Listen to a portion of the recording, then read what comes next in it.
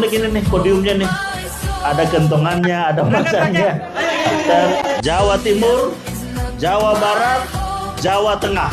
Dan alhamdulillah 3 provinsi ini sudah mencapai lebih dari 90%. Kita tetap memiliki organisasi kemasyarakatan, namun agar kita bisa terlibat secara aktif dalam keterlibatan perumusan kebijakan-kebijakan nasional, kebijakan-kebijakan politik, bisa mencalonkan presiden, bisa memajukan pemimpin di tingkat provinsi maupun kota kabupaten, bisa memajukan anggota-anggota legislatif, maka kita putuskan untuk terlibat di aspek politik itu, di medan pengabdian politik, maka kita mendirikan partai yang disebut dengan Partai Gerakan Rakyat.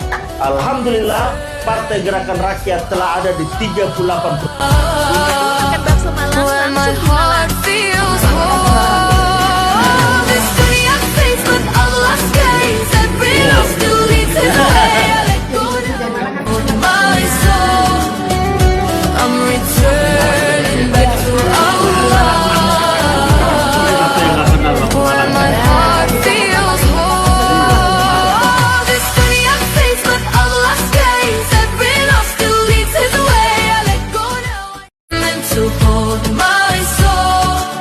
Gerakan Rakyat.